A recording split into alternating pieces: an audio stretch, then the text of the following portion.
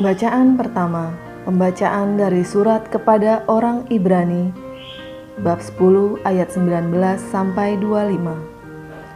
Saudara-saudara, berkat darah Yesus, kita sekarang dapat masuk ke dalam tempat kudus dengan penuh keberanian, karena Ia telah membuka jalan yang baru dan yang memberi hidup bagi kita, yakni melalui tabir yang tidak lain adalah dirinya sendiri. Dan kita mempunyai seorang imam agung sebagai kepala rumah Allah. Karena itu, marilah kita menghadap Allah dengan hati yang tulus ikhlas dan keyakinan iman yang teguh. Karena hati kita telah dibersihkan dari hati nurani yang jahat, dan tubuh kita telah dibasuh dengan air yang murni. Marilah kita teguh berpegang pada pengakuan akan harapan kita, sebab Dia yang menjanjikannya adalah setia. Di samping itu, marilah kita saling memperhatikan, supaya kita saling mendorong dalam kasih dan dalam pekerjaan baik. Janganlah kita menjauhkan diri dari pertemuan-pertemuan ibadat umat, seperti dibiasakan oleh beberapa orang. Sebaiknya, marilah kita saling menasehati dan semakin giat melakukannya menjelang hari Tuhan yang mendekat. Demikianlah sabda Tuhan.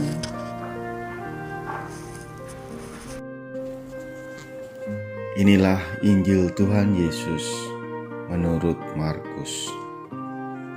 Dimuliakanlah Tuhan. Pada suatu hari, Yesus berkata kepada murid-muridnya, "Orang membawa pelita bukan supaya ditempatkan di bawah gantang atau di bawah tempat tidur, melainkan supaya ditaruh di atas kaki diam. Sebab tidak ada sesuatu yang tersembunyi yang tidak akan dinyatakan, dan tidak ada sesuatu yang rahasia yang tidak akan tersingkap. Barang siapa mempunyai telinga untuk mendengar, hendaklah ia mendengar." Lalu ia berkata lagi, "Camkanlah apa yang kamu dengar. Ukuran yang kamu pakai untuk mengukur akan diukurkan kepadamu, dan di samping itu akan ditambahkan lagi kepadamu. Karena siapa yang mempunyai, kepadanya akan diberi.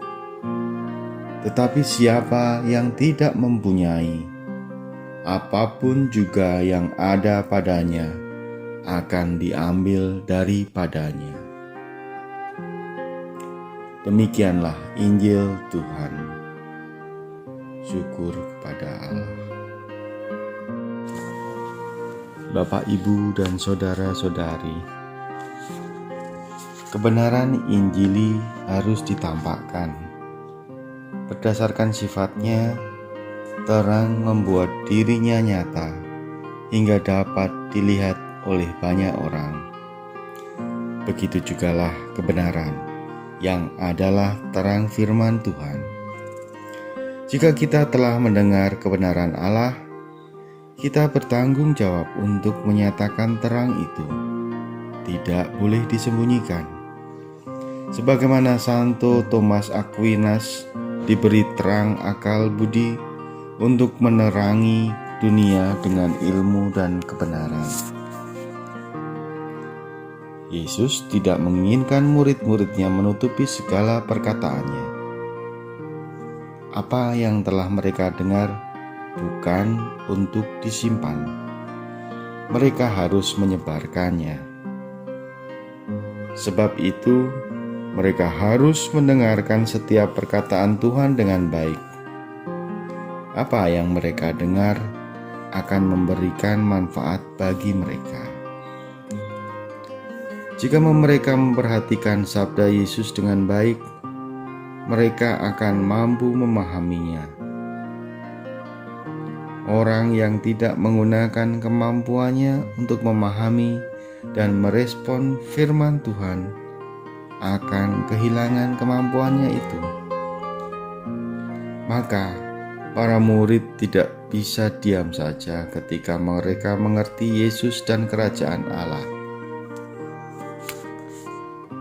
Seperti sebatang lilin dinyalakan bukan untuk disembunyikan, melainkan diletakkan di tempat yang membuat orang lain merasakan manfaat terangnya. Demikianlah pula firman yang dinyatakan pada kita, bukan hanya untuk kepentingan kita, melainkan kepentingan banyak orang. Kewajiban untuk menyebarkan terang bukan hanya tugas para imam atau dewan paroki. Setiap orang yang percaya kepada Kristus seharusnya menyatakan kepada orang lain bahwa mereka telah menemukan terang yang berharga bagi jiwa mereka. Bapa yang Maha Bijaksana, bimbinglah kami agar dengan karunia-Mu kami mampu mewartakan Injil dengan bijaksana dan benar. Amin.